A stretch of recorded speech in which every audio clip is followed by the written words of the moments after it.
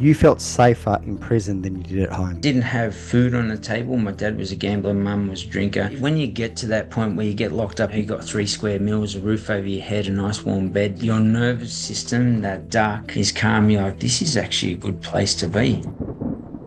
Who you are and what's got you to where you are today. Grew up on one of Australia's most notorious streets, became a byproduct of the environment, ended up spending 20 years in jail as a bank robber. Turned my life around 14 years ago, global strategist helping businesses and personal development across the globe. What did your life look like being around that, just so people have perspective? A young kid, go out, steal a Porsche, get ready for the late night ram raids. Coppers would come down, you'd have your head covered up, you'd throw bricks at their police cars. It was just insane. Before you went into jail, you were spending time with certain people, of which there's blood, there's family relations, etc. So it must be quite a challenging dynamic. So how have those dynamics shifted? I got good at editing and deleting relationships in 1991, just knowing that they've still got that court case 12 years still hanging over their head. For you in jail, was there any fear in terms of what might happen with other inmates? You're going to go into a cell with 2 other men. And I was like, 2 other men? I'm 18 years of age. I feel sweat come up in my palms even chatting about it. Who knows what would have happened in that cell that night if my name wasn't Morgan.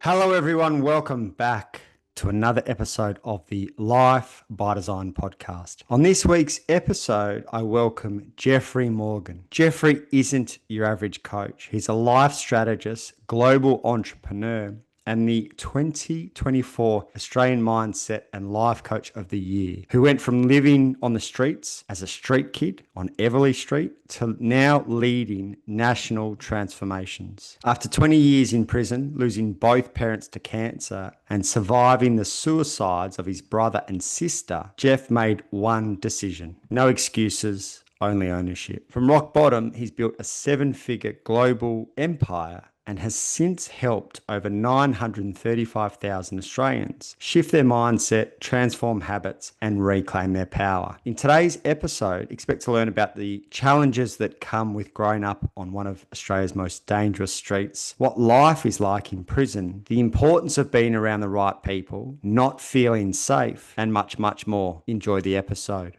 Jeffrey Morgan, welcome to the podcast. Thanks for having me, Ledge. Mate, looking forward to chatting. Your story is fascinating, and both pre and post in terms of where your world is at now. And there's so many different angles that we can go into. But before we get started, can you give the guys a 60 to 90 second spiel of who you are and what's got you to where you are today?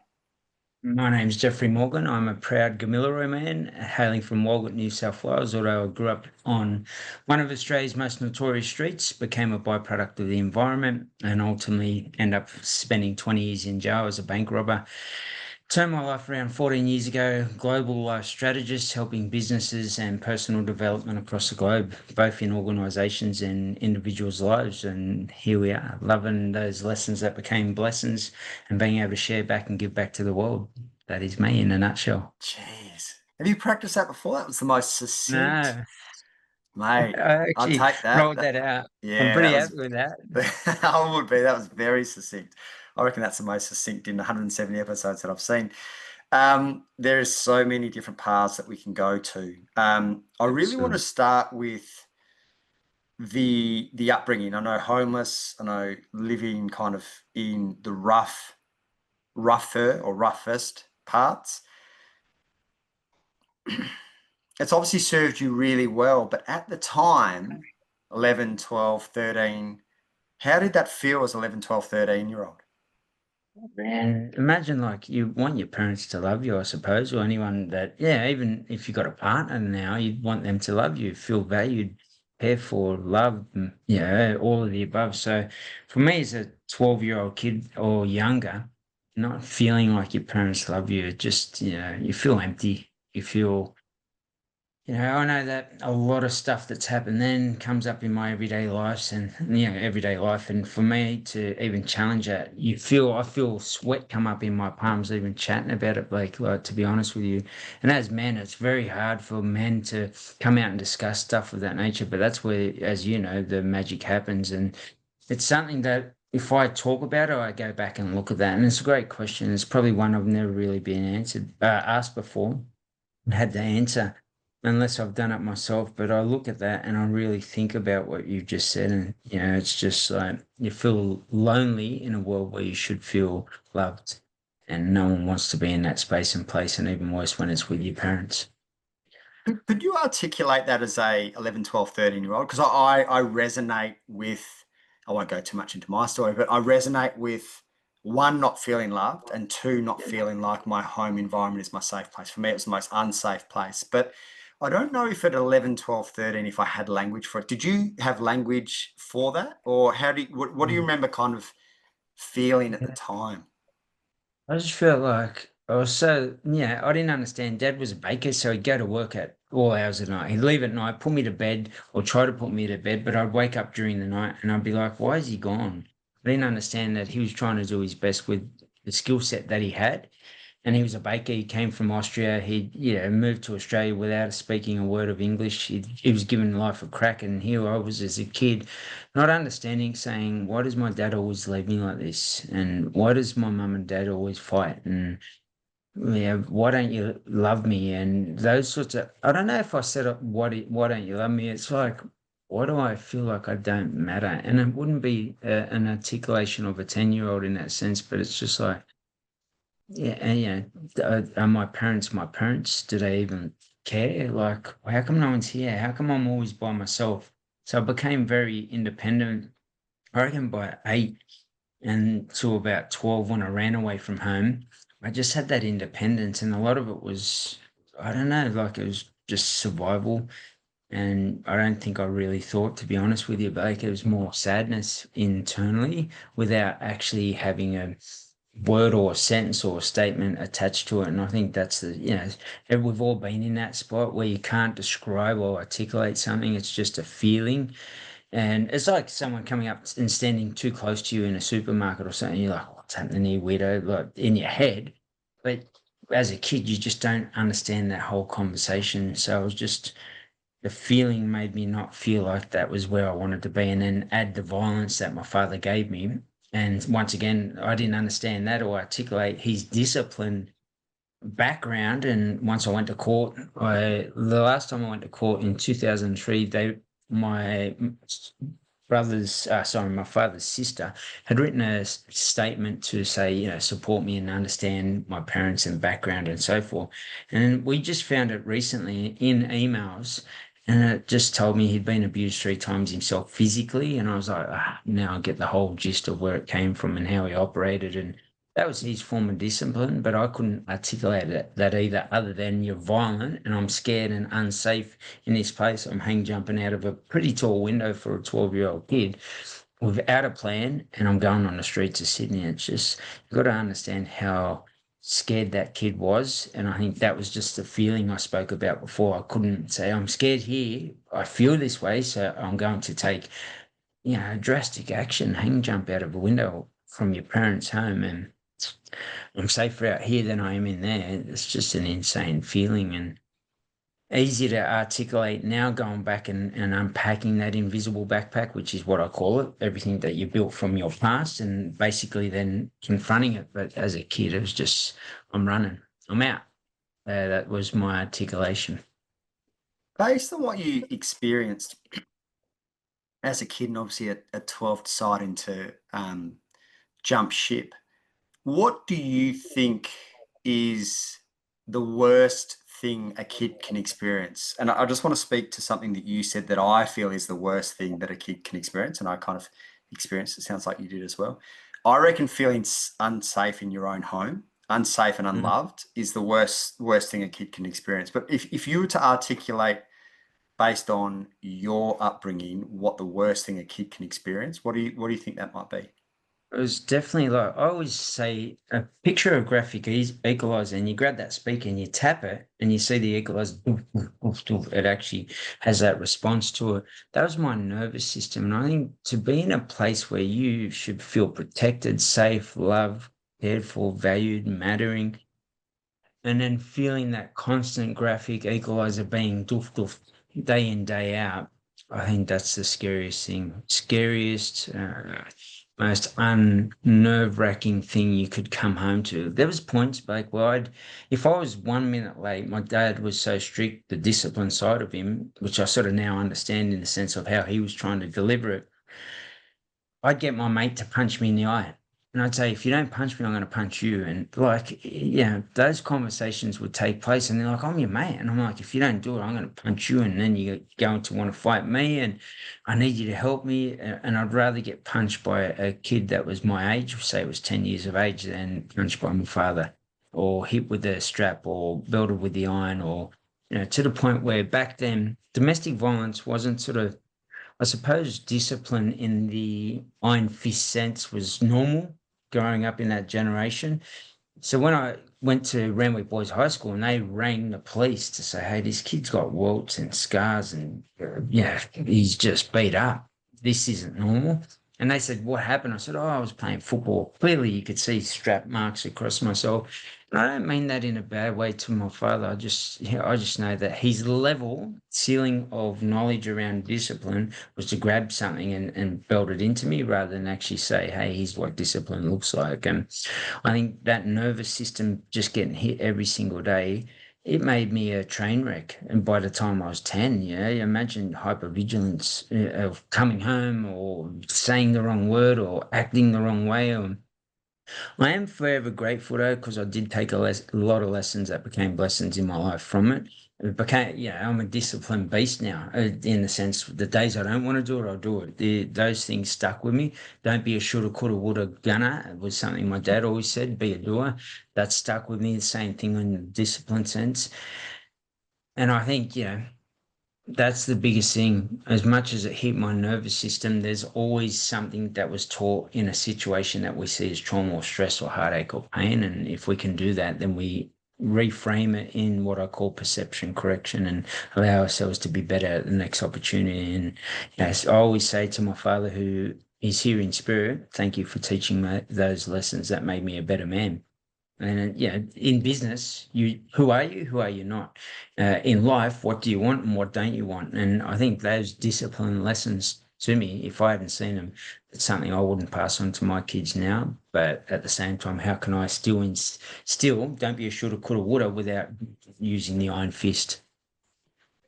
Did you ever have a negative relationship with the word discipline? And the reason I ask that is working with a lot of people in helping them kind of break through limitations, etc.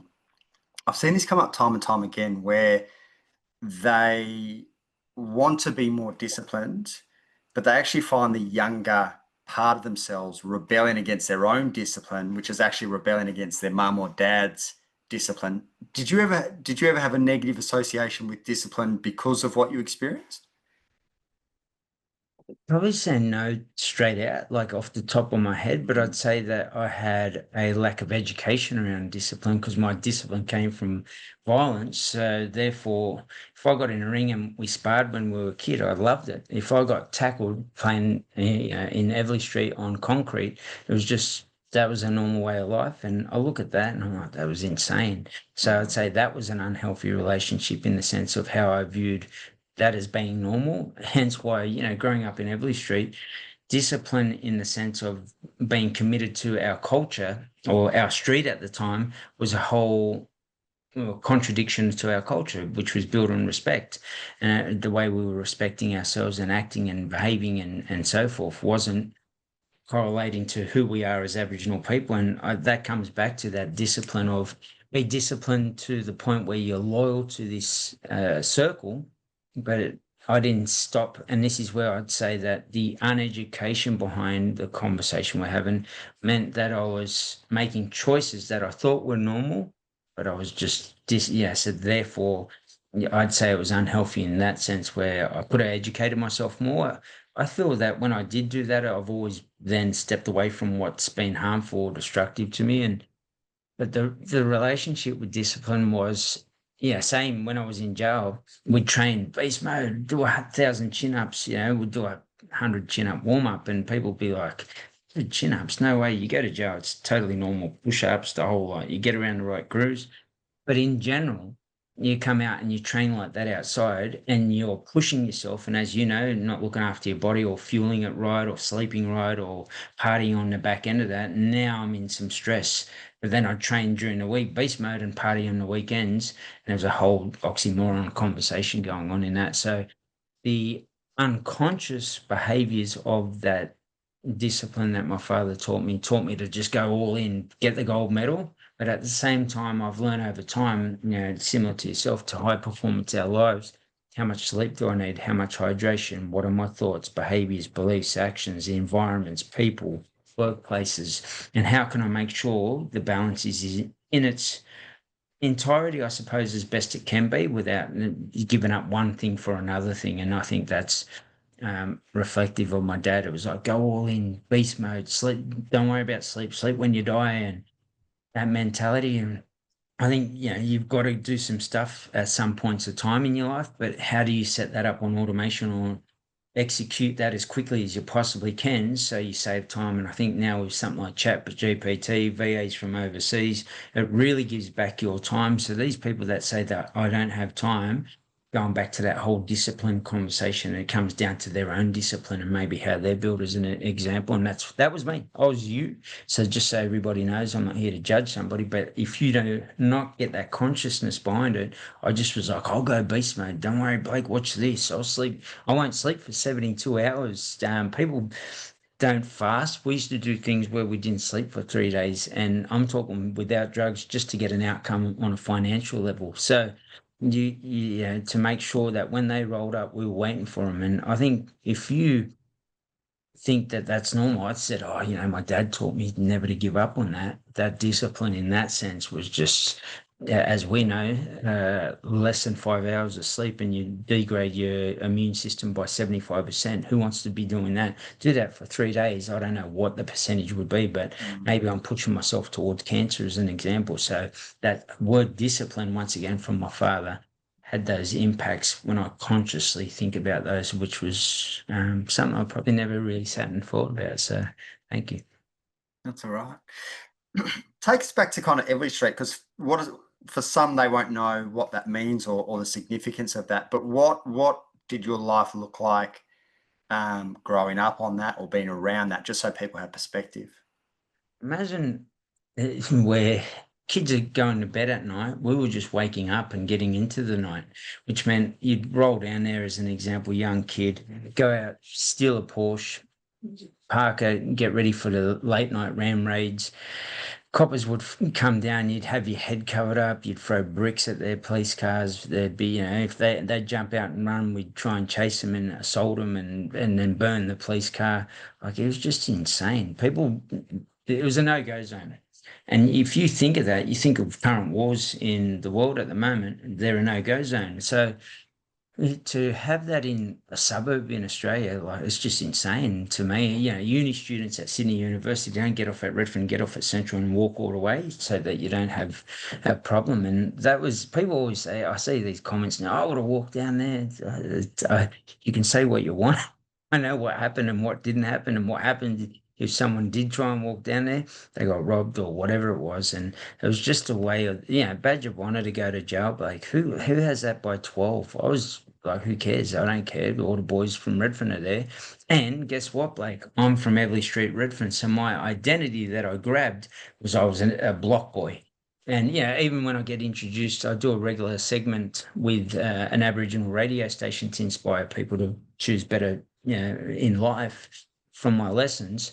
I'm always introduced as a block boy, block boy, block boy. So that identity, I claimed in a sense as a young kid, and ultimately continues to roll out today. And I've started to recently step away from that. I am the 7-figure entrepreneur, business strategist, life strategist that helps people change their lives, and all organizations do that. And to be able to do that, I've got to let go of the old self.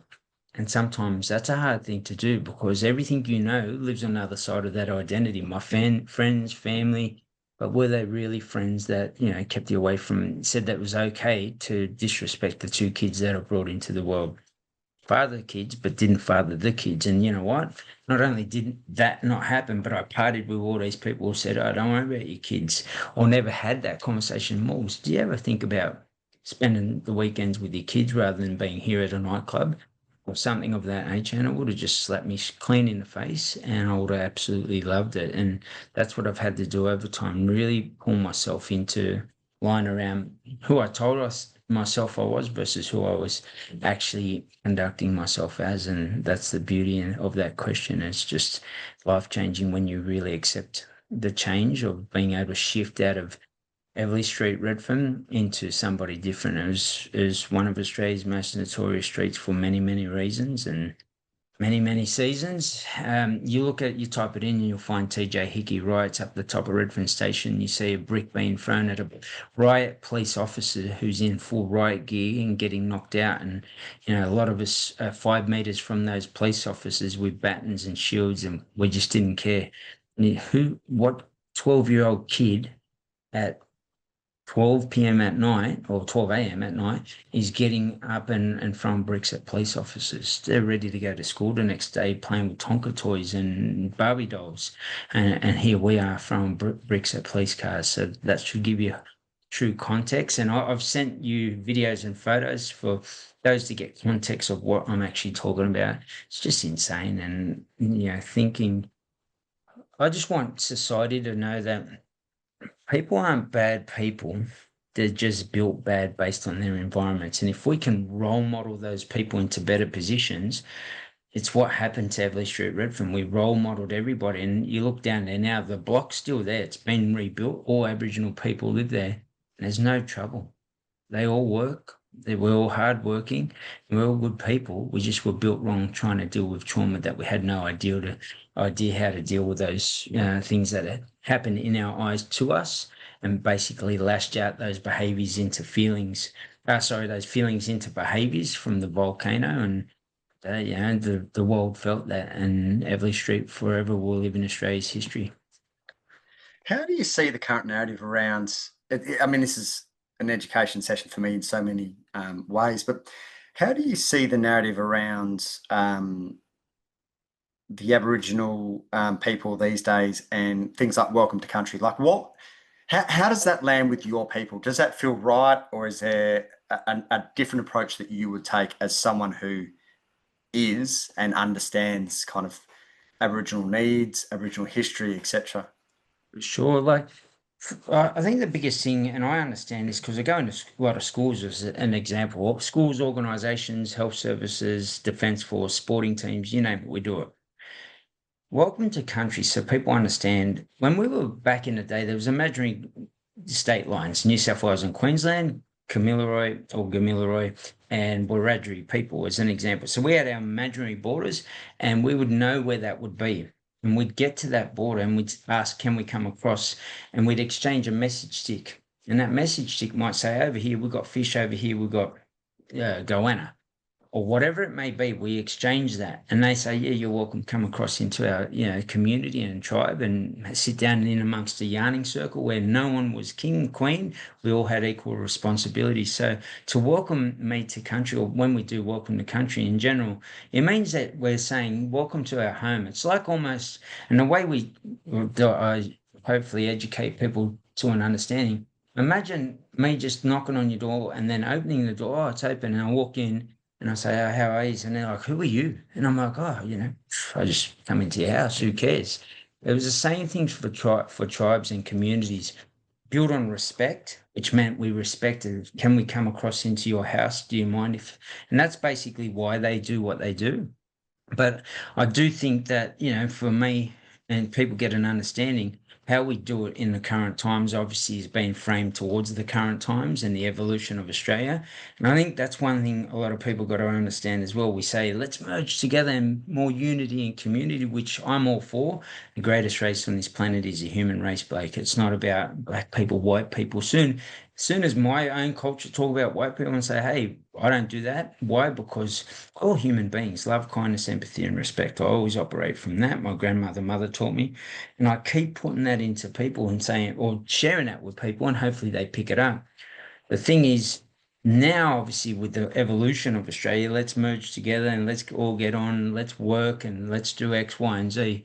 I think Aboriginal people obviously then turn that into a business, and people understand that all right, this is business. We're merging into everyday Australia, and this is how we represent our culture. And I think that's why people obviously charge a premium around what they do.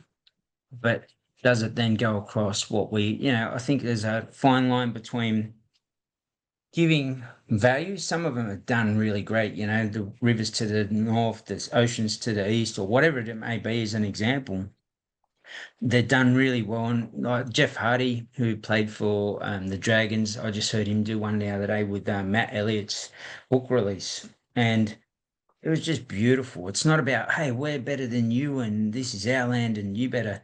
It's more about how do we respect the land and culture and one another within that. And it was just a beautiful thing to see. And I think if we can merge that in, but still understand one another in that process, and it comes back to that school conversation. When I go into schools, like, I'm like, who knows Hitler? And they're like, me. I said, who knows Pemulwuy? And they're like, I don't know, who's that? And I said, this is Aboriginal kids as well as non-Aboriginal kids. And they're like, who's that? And I said, it's the first warrior that stood up for women and children that were being treated wrong. So we run these national campaigns at the moment, treat kids and women respectfully, and I agree totally.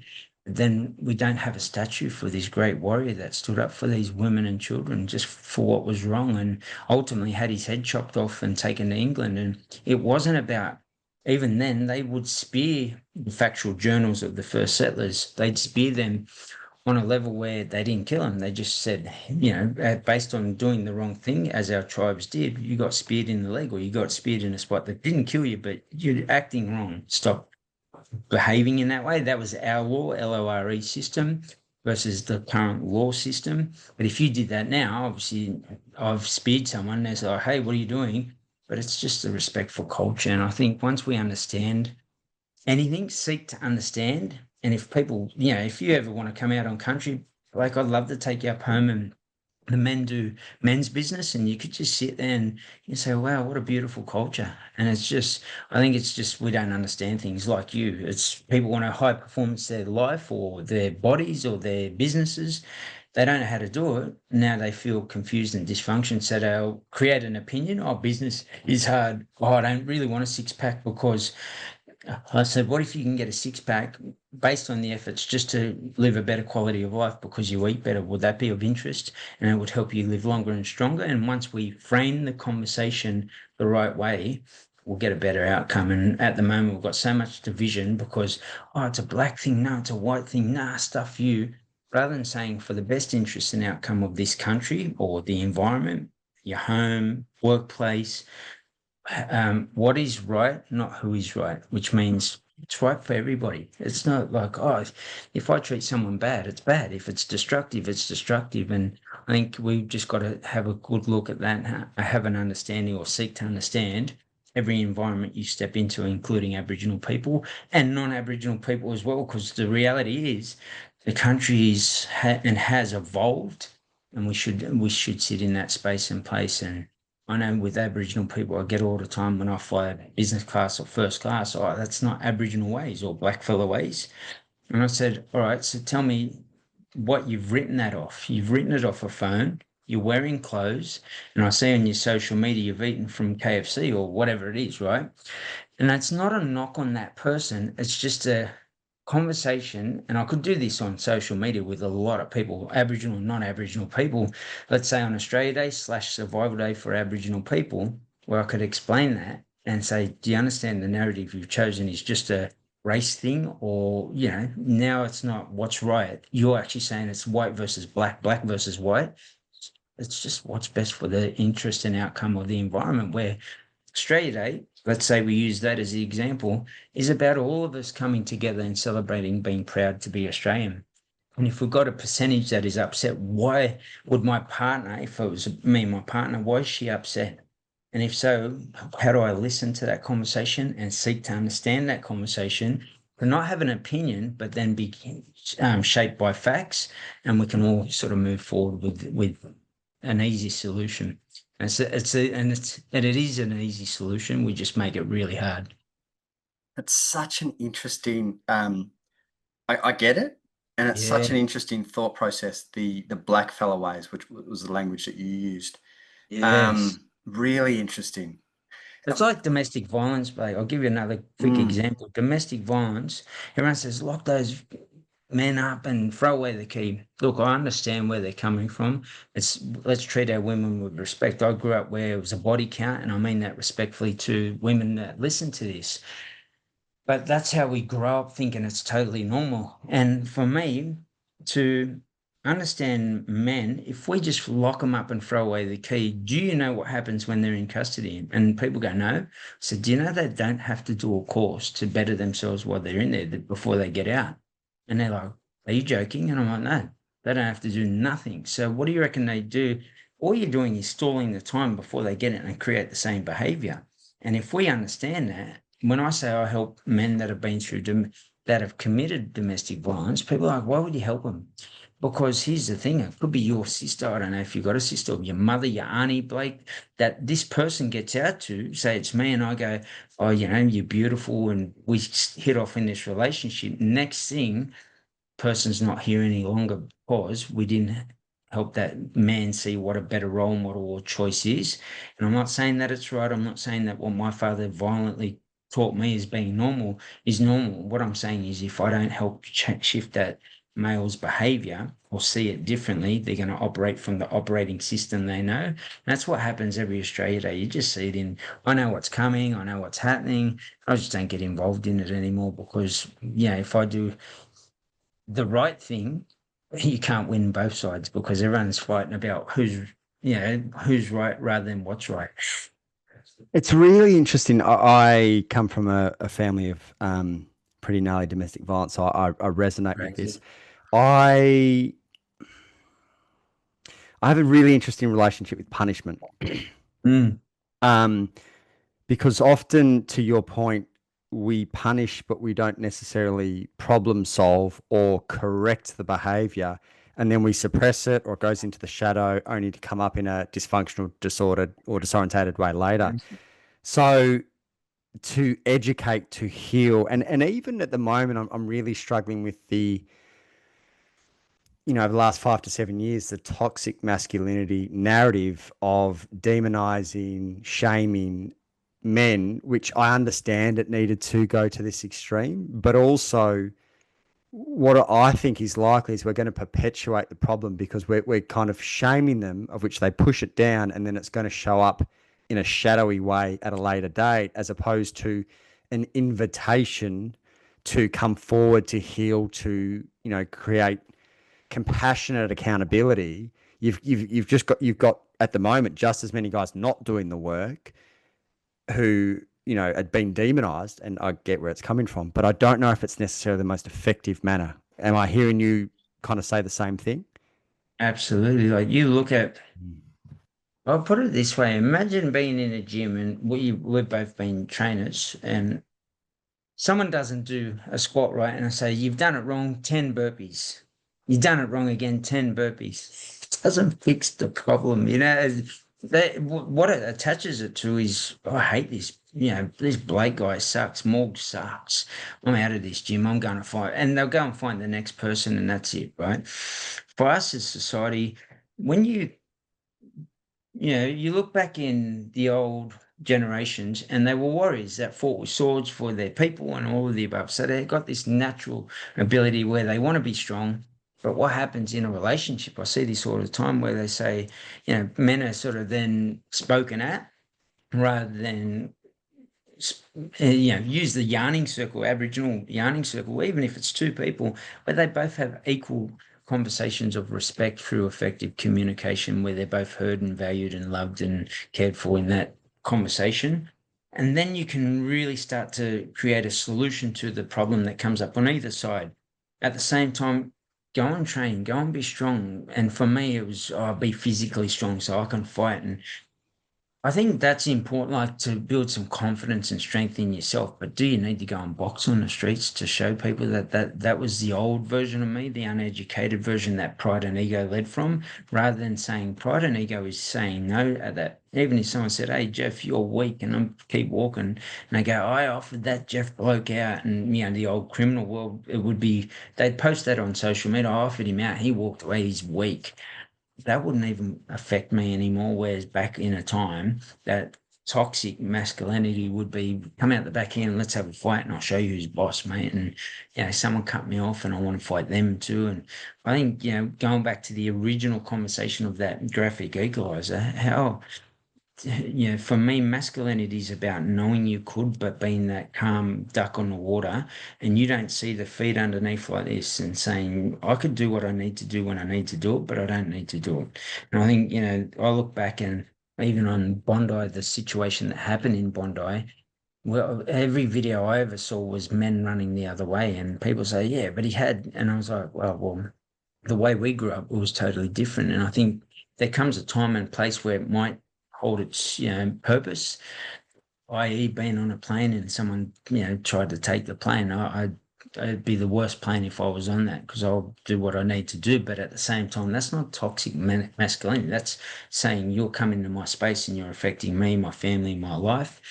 Other than that, it's just about how can we be those strong leaders and make strong choices. And you don't have to scream it on social media. If you get on the plane and I'm on it and you do this, I don't need to tell people that, but underlying that would be there. So the lion, you ever see a lion when it's just sitting in its wild and it's just sitting there calm, peaceful. And I think that's toxic.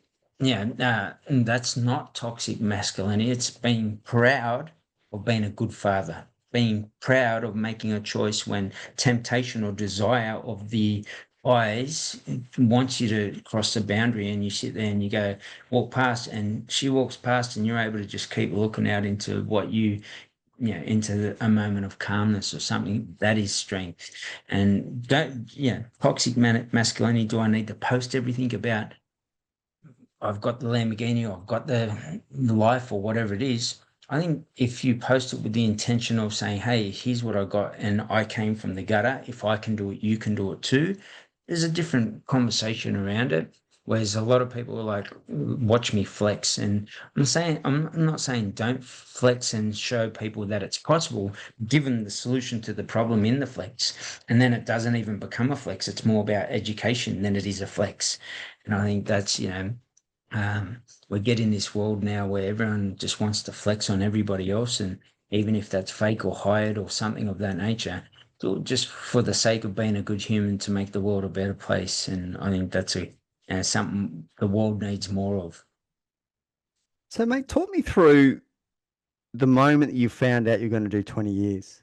Like, what, I can't remember your exact age, but what was going on for you? Because you'd obviously things turned kind of a bit rougher for you around that 10, 11, 12. And then you get this sentence.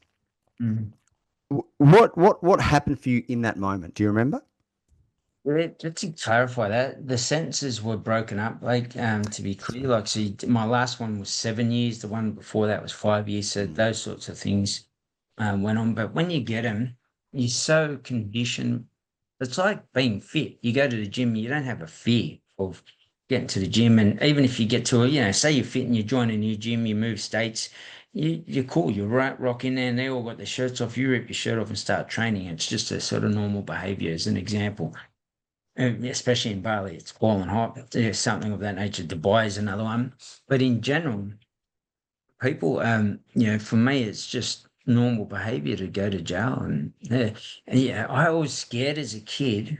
I didn't have food on the table. My dad was a gambler, mum was a drinker.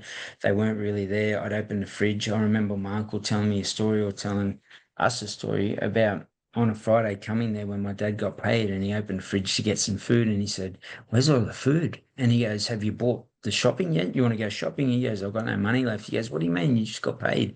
I've gambled it all. And he goes, what's Jeff going to eat during the week? He goes, oh, there's some bread there, and I'll bring him back Danishes during the week. So, I think when you get to that point where you get locked up and you've got 3 square meals, a roof over your head, a nice warm bed, the door locks and you feel safe for 8 hours. It's just your nervous system, that dark, is calm. You're like, this is actually a good place to be. And it's a real oxymoron conversation that goes on in your head, I suppose, without going on in your head. It's just like, I'm safe here. As much as someone might come and do something bad to me, I actually felt safe because I was a block boy that everyone was scared of us anyway. And we all had a crew, and the Aboriginal men stuck together in jail.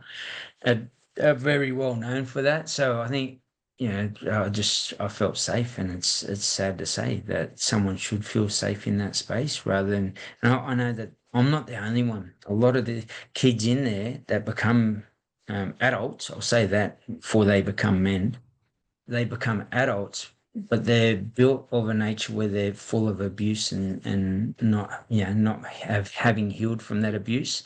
And they just spill out onto the streets, the anger, the heartache, the pain, the lack of education. And I don't mean that respectively to those inmates. It's more so respectively towards the uneducation of how to just get themselves out of the rut of saying jail's okay, badge of honor. It's like insane. So you felt safer in prison than you did at home, or even, by that stage, safer than in prison than you did on the streets, which kind of makes sense because you're on the streets at that stage anyway, weren't you? Every night, your nervous system's like, where am I going to sleep? Where do I get food? And then, once you start making money, am I going to get caught? And I wasn't a bad person. Every time I did it, like it sounds crazy. People say, oh, bullshit. It actually I did personally felt bad because of what my grandmother and mother taught me: love, kindness, empathy, and respect. I used to sit there, I swear, and say, are you actually operating from that? And then I'd just detach from it and say, I just need to survive. So you know what? Stuff it. I'm just going to keep going. And I think the more you brush that aside, it's something even in my later years I've had to deal with, because if I had that stress just disassociated with me, who cares? I don't care if Blake's affected by it. Who cares? That girl, who cares? I don't care either. And it's damaged relationships. When I was growing up, I was always cheating because of the, I wanted validation because of the love I didn't get from my parents. Then, it was just stacked. And ultimately, I had to keep challenging myself. You're good enough, mate. And how do you do that? You build the confidence in yourself through consistent education towards whether it's emotional intelligence, regulation, what do you want from life, purpose within it, etc., etc. What happened with my parents seeking to understand, like I said to other Australians, let's seek to understand one another. I had to seek to understand myself. And to do that, why did my parents act that way? And then when I found out how they were and who they were, I was like, oh, wow, no wonder they made the choices they did. It was just, I understand it now, but as a 12-year-old kid, like you said before, there's no articulation. And if someone, you don't have to be 12 to be there. You can be an adult and be in a space where you haven't built that education behind yourself, and therefore you don't have the confidence, and therefore you can't articulate something about, I want to live longer and stronger. But then you come and say, oh, I think I want a body and I want to get toned and ripped, Blake. And what they're really trying to tell you is they want to, live longer and stronger, feel better, not, not lack energy or something of that nature. But their version of that is, I want to look toned and ripped and maybe like six pack. It's just, when you break it down with them as a trainer, I used to do the assessments, and I'd say, so is it now a quality of life? And they go, yeah, it's definitely a quality of life, not being ripped and toned. So um, confidence comes from a repetitive nature of practicing what you say you are to become who you actually want to be. So for you in jail, you obviously had your block boys, which helps feel safer. But was there any, and you could obviously hold your own from a fight point of view. So was there any fear in terms of what might happen with other inmates, or Sure. you just had so much confidence, like? Because I thought I can't box to save myself. So me putting myself in your position, I'm like, fuck, I've been all sorts. But did you still have fear around what might unfold with other inmates? Mate, you'd be lying if you said you didn't. Like, you can be crazy, and I think it's one thing about me. I didn't have to. I never was someone who said I was going to do something. I just did. So if someone said something, I didn't say, "What'd you say?" I just did. And I think that's how we grew up on the block. And then having Aboriginal people around you, you watch any of these social media videos where they talk about race wars in jail. They always talk about how Aboriginal people just go to the end. And you got this person that's this skinny and they will go all in on that fight. So I think knowing they were there, knowing I could handle myself, well, I had all right, I'm in not too bad a place. But at the same time, you just don't know. One day you see something and you're like, where did that even come from? And you think to yourself, shit, that could be me. And, you go to the shower block in Parramatta when I was 18 years of age with there's 20, probably 20 showers in that block. And you got to get naked in front of everybody. There's no officer there. And, people got in that shower, as an example, never walked out of there. So you walk in there and you go, will I walk out of here? And you look around who's got what and what bags they got. And is there anything pointy, long? You just like say anyone that says, "Oh no, no problems," they're full of shit. I guarantee you, it doesn't matter how crazy you were. Everyone had, the fear of something going to jump off at any point in time, and when it jumped off, it could end your life. That's it. I've seen people lose their life over milk, bread, their clothes. Like you put clothes in a plastic bag and you put it in an order for the washing machine. And if I come back and I seen Blake had swapped with my bag, I go, hey, Blakey, 1 second, I want to have a chat to you. And, people just got nothing to lose in there. There's people that are doing life never to be released. You reckon they care? You put your bag in front, I'm going to show you who's boss in here. And they don't care if they don't ask you how many kids do you have just so before I do something bad to you. But, it's just insane. So, to say that you don't have a fear in jail, I've never heard anybody genuinely say, yeah, jail's easy, bro. You get good at handling jail and the comfort of what you tell yourself, but your nervous system is always, man, you got eyes in the back of your head, and that's every single person in jail. I don't care who you are.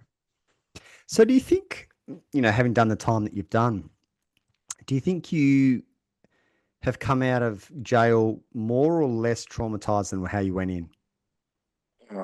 Definitely traumatized even more so. I'd say absolutely. And then with what emotional regulation, the jail doesn't give you the tools to deal with that. They just say, here's where it's at. You get like going to jail the first time, like to be honest with you, it is insanely scary. Yeah, and it was at night time. I got in there late. The lights are down. I went to Long Bay Jail. It was an old jail. And the smell of it, the truck, the the service, I call it service.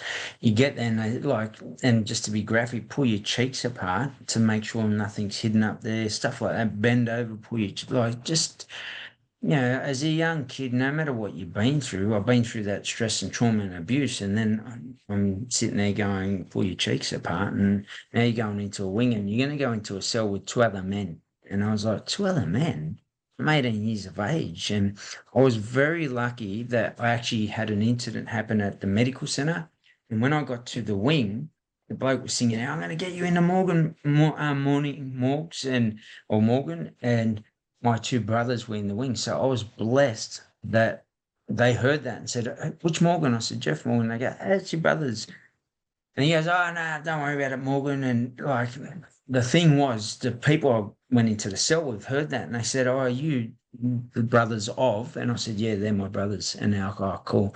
Who knows? A lot of people weren't as fortunate, Blake, and had bad things done to them. Who knows what would have happened in that cell that night if my name wasn't Morgan or I wasn't a block boy? And, then what? Then you even now they're doing a lot of payouts on these things that have happened to people through the justice system, but really the payouts aren't going to change how that person feels.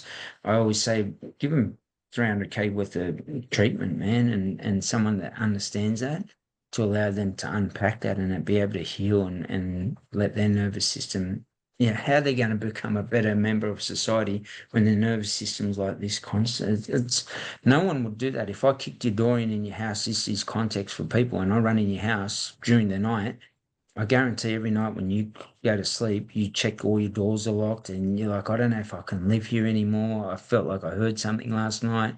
That's what happens to these people that anyone that's been through trauma will understand that conversation until you start to be able to heal with the right people in your right spaces. And maybe it's some strategies on the back end of that where you put some extra locks on your doors, you got cameras up and you feel somewhat safer. Where they'd have to smash into your house, you're like, oh, now I could hear it. Whereas if, someone had snuck into your house, now you're really fearful of that journey. And people understand that little conversation. That's what jail was like, we're filled with people that have been through abuse that are seeking to probably understand themselves, but then not getting the support of, and then they're thrown back in society.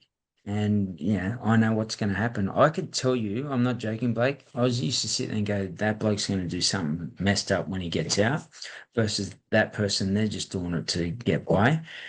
And sure enough, they'd end up taking somebody's life. And I'm like, I could have told you that. Like, I literally, and if they really sat with inmates like this and really rehabilitated, repurposed, role modeling into these individuals, they'd be better people. I'm telling you, like, it's a no-brainer. But we as society have this twisted old 1900s or 1800s mentality. Put a ball and chain around them and they'll get out better for it. You traumatize worse. And as you know, anyone that's traumatized worse becomes a longer journey back to normal.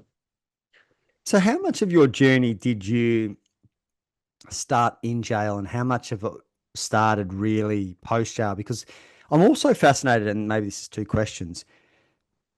How does someone who's got life, and is there priests or coaches or someone in jail that helps someone who knows they're doing life find purpose in the everyday? Because that must be a challenge. Nothing. There is church there, so you can go to church if you wanted to. I think I never went. I'm not a church person, to be honest with yourself. I believe in the dream time as our Aboriginal ancestors passed on. But there is church, but whether you attend or not is up to you. And I think there is no purpose. I've got family, cousins that are doing life, and man, just what do you reckon? If someone messed with me, I've got a cousin that would just not care. And that gave me sort of extra, going back to that question about having no fear.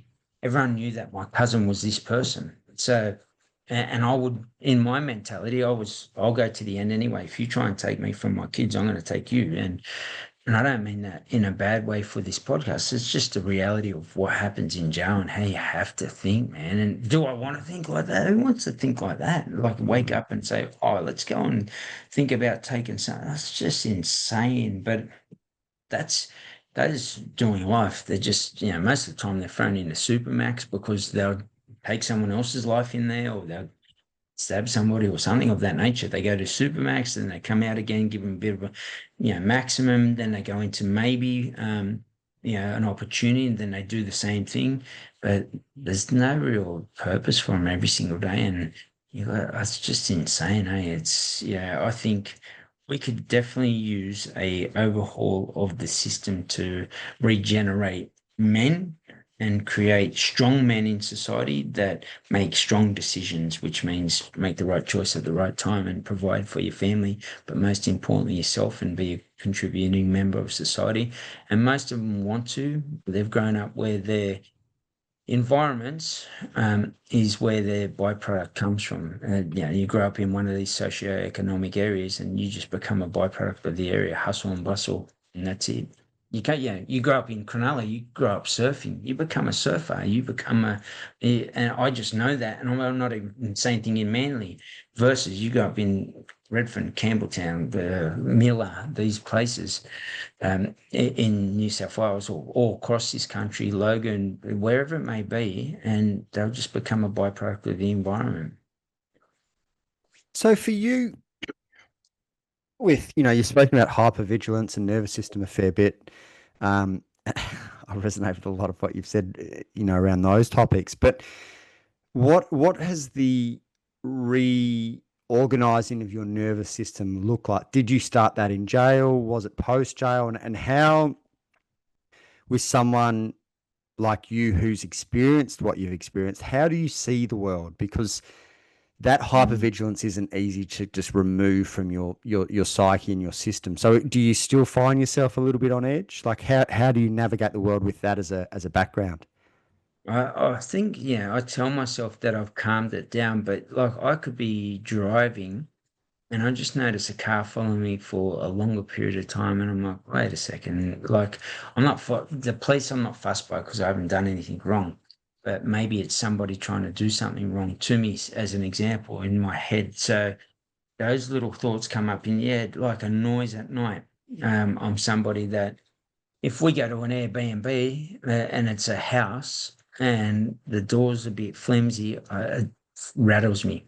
I'm not a fan of this. Why? Because I've been in there where people use that to their advantage, and they do things while people are sleeping. Or so my head, I've seen it, I've heard it, and like that bloke was a sicko or weirdo or crazy.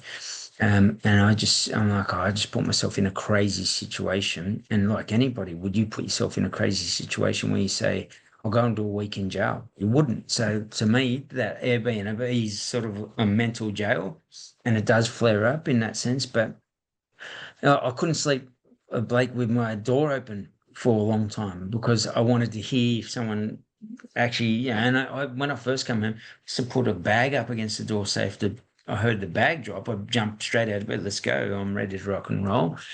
I'm able to sleep with, and that's taken time. It's just identifying those things, and it's the same thing with people in society. They might think, "Oh, I've never been to jail," but maybe you live within the prison of your own mind, or behind those eyes is a prison, and once you understand what, maybe it was a relationship, being sacked from your work or something of a nature that's created a disbelief that you're not good enough, not strong enough, scared of something, fear, anxiety, procrastination comes from that then, and your whole life gets messed up. It becomes a chemical soup of destruction, right? So in general, I've had to challenge that over time, write them down, Blake, and then say to myself, all right, let's educate ourselves about the nervous system or anxiety or fear. And I think people got such an advantage these days with Google, ChatGPT, where you could really ask yourself, how could I challenge my nervous system, tackle fear, anxiety, whatever it may be, but then put it into your weekly planner. And what that means is I'll actually consciously grab a book, write some stuff out just like this, and work on that anxiety every single day, and then relabel it, rename it as something that not rattles my nervous system, something that strengthens my nervous system. So you're speaking it into a better place than it once sat. And I think people, once we understand that, you can rewire yourself. And I've done that over, it's taken me a good 14 years, to be honest. There's things that still come up to this day where it's never happened before, but what happened? And I'm like, oh, what? Went to the airport, scanned in the passport, get through the first gate. First time I ever went to fly out after being locked up. And second one, the gate wouldn't open and police officers are coming towards my gate. And I'm like, what's going on, man? This isn't for me. And then they're like, oh, come through here, man. I was like, oh. So things like that would come up and you got to challenge yourself, but it might be in your life where you're around a particular environment, hear a particular song, maybe you got some clothes in the house from your past relationship or something of that nature. Learn to refresh yourself, restart yourself, and really start to write a new script of how you go out with your default settings within your brain. And when you do that, reframe every sentence, rewire every thought. I've got this thing called the RX7 strategy, and it's why would you do that as an example? What's the reason? And at the end of it, what's the reward by doing that? Well, I can sleep better now at night. And if you sleep better, you function better. If you function better, you're more likely to do the things you wanted to do within your life, and everyone deserves that peace. And for you, now on the other side of all of this and in a very different spot, and obviously having a huge impact on the people that you cross paths with, what needed to happen from an environmental point of view? Because I assume before you went into jail, you were spending time with certain people, of which, there's blood, there's family relations, etc. So it must be quite a challenging dynamic because they are your brothers to a certain degree, and you've spent a lot of time now, essentially tidying up your life. So how have those dynamics shifted, if they have, as you've kind of headed in a different direction? Got to get good at disappointing people, including family and friends. And that's why most people don't succeed or tend to not do what they want to do, because hey, Blake, I'm going to launch a billion-dollar business. Yeah, right, Morgs, whatevs. And then you laugh at with the boys. Morgs was talking about, tell him about your billion-dollar business, bro. And we sort of pay out on that person. I got good at editing and deleting relationships in 1991. Redfern's at its peak. I'm well known within the area, and I say I'm moving out, and everyone got at me. Every word under the sun, you this, that, and the other. But I had to do it because I really had sat with myself at that point in time and said, I'm tired of my nervous system, as you can every single day going, whether I was in jail, whether I was outside, it didn't stop. It felt like someone was constantly tapping that mic, and I just got tired of it. And I said, enough's enough, man. I'm moving out of the area. And what I learned over time, it wasn't just about that time. It's about, yeah, family, so-called family, and how they're built. I'm not saying that I don't love my family, but if my family says something's hard, or, constantly on social media saying the world sucks, and I turn that on, that's why I don't watch the news. Murder, war, this, that, and the other.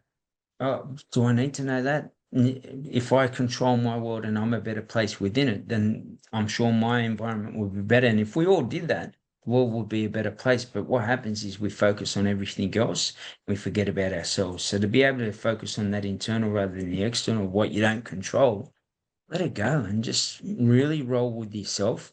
Edit and delete those relationships. Friends I had for 20 years, or the same crew I had for 20 years, I let them go and I said, I wish you all the best. I've had enough. I'm done. I broke down in the back of a prison truck. I broke down when I was arrested in Melbourne, not because I was scared of jail, not because I genuinely had connected with my kids, and for the first time in my life, and I was thinking, you know what, you're giving your kids what your parents didn't give you. And I was thinking along those lines. So that broke me, man, to be able to say, you're letting your kids down. I got to that point, Blake, where enough was enough. And by making that choice, the boys that I hung around got 19 years with 17 years on the bottom, and they currently got 12 years to go. They're currently about to go back to court in September because they're in and out. They've been through 5 different trials. If you know what one trial, the headache even in my head is like, it's insane. Getting in a truck every day, getting up at 3 in the morning, getting back late at night sometimes, repeating that for a month in one trial, let alone 5 trials, just and they got to go back in September. And one of those boys who I contacts me on an occasional basis, he says, I wish I had the strength you had, Morgs. And he said, just knowing that they've still got that court case hanging over their head, 12 years still hanging over their head, that's the power of editing and deleting a relationship. And it doesn't mean I've deleted them. I edited it and said, I wish you the best. I'll say hello to you. I love you. If you want to step into a better world, I'm here and I'll help you all day, every day. But if not, I don't want to know about it, and I wish you all the best. And yeah, ultimately probably saved my life, to be honest. Yeah. Yeah. The irony is that the people that saved your life in terms of you being a Morgan in that first day of jail, the irony is that you've had to kind of edit and delete those people to save your life in a very different way going forward, Crazy. isn't it? And that dissonance in between, a lot of people don't even understand that word. Look the word up, dissonance, and basically the types of dissonance and what we're taught, and whether it's effort, justification, or something of that nature, where you've taught from someone of value, you've got to let go of that. And it's a hard thing because everything I knew at 18, Blake, was in Redfern, and I said, see you later. My family, my friends, my community, my culture, the way I acted, the people loved me. I was a rock star in a sense. And I mean that not in a big headway, but I let it all go. And it was a bit, at the time I was sad, I was lonely, but you know what? I was lonelier when I was sitting in a cell away from my kids. And that's what ultimately shifted and changed my choice. And when I looked deeper, my culture was built on respect. Being in jail, is that respect? No, it's not. Swearing at my elders, going back to that Pemaway story, he got his head chopped off for women and children, but for Aboriginal people as well, right? And here I am saying, this is what we do as Aboriginal people. I disrespect what he did for me. I had enough of my own bullshit. And until people in society do that for themselves, they'll always live in their bullshit. And the only one to blame is ourselves for not trying. And all you have to do is try. Just try and see where it takes you. Most people talk themselves out of trying because they don't feel they're good enough compared to Blake or Jeff or Mary Poppins. Just do it for yourself and see where it takes you, because that's what happened with me. And if I can do it, all of us can do it. And mate, before we wrap things up, I'd love to know for you, in your words, what does your ultimate life by design look like? making sure you're conscious of every environment. I always say, draw a circle, Blakey, and in that circle, for the best interest and outcome of that environment, so if it's a relationship, it's your workplace, it's the life you want, it's the car you want, the house you want, whatever it is, put it in that circle and then do what is right, not for who is right. And what that means is I'm going to do it to show everybody that I'm so good, rather than that's not the purpose of what you're doing it for. You're actually changing who you are. You're putting on what I call the bank robber mask, and you're shifting who you are to present a person you are even not. And uh, that conversation means that a lot of the times we're being a fake profile of ourselves rather than just being our true self. And I think if people understand for the best interest and outcome of that environment, you write that out. You literally start to manifest that, visualize it. What's it? Go and test drive that car. Go and drive through that suburb. Look at how much the prices are. I always do a quick little one, and people can do this. Design your dream holiday. And people, if I say that and I say, come to Dubai with me, Blakey, I'm going to go through Europe for 12 weeks next summer. People are like, I can't do that. And I'm like, why not? And they go, I've got a workplace, I've got to work every day and I can only get 4 weeks off. And I said, right, so if I pay for the rest of the 8 weeks you come in, they go, or actually I say, oh, if I get your boss to let you go for 12 weeks, I don't have the money then. So what we do is we feed ourselves the ceiling of our belief. And ultimately we say, we can't ever do that. And will that ever happen? You'd love for it to happen. Oh, I wish I could do that, Mogs. I wish I could come with you, brother. Well, I say to yourself, you can, but you've got to shift the beliefs that you've created here that stop you at this point of the ceiling. And once we do that, maybe it's to look into some online work or something that you're good at and take those skills and put them into consultancy. And ultimately, that's what I did. I used the skills to pay my bills, literally, where I was doing the same thing, operating at a high level, but destructively as a bank robber, and to the point where the police respected us. To a point, when I say respected us, just to get clarity on that, we didn't hurt people. We took money and we got large amounts of money, and we always in and out as quick as we can. Now, and to be able to use the same planning operations, the effective communication, I just put it in the right constructive pathway, put that into that circle I spoke about. And if you don't know how to do it, start to write it out. If you don't believe you can write out that holiday, if it's business class flights to, let's say, Europe, look them up, put them in your thing, and then you'll start to operate from something you never seen before because your brain's already telling you that you're technically there. But what we won't do is we won't look that up because we can't afford it. And once we say we can't afford it, you've stopped yourself at that ceiling and you'll never afford it. So if you believe that at 20, 30, 40, 50, what's going to happen for the next 20, 30, 40, 50 years as well. So we've just got to get out of that habit of just accepting our life, start designing it. And that's basically what I do every single day. I'll write something out. I'm going to do this mini course. I'm going to travel to Europe for 12 weeks next thing. Whatever it is, write a book and it will happen. It'll start to happen. Take one step, one thing, put that into place, and I guarantee you'll live a better life. To do what you want, when you want, with who you want, as much as you want. And if I can do it, anyone can do it. It comes down to what you believe. Mate, so good. So good. Where should people go if they want to find out more about you and your work?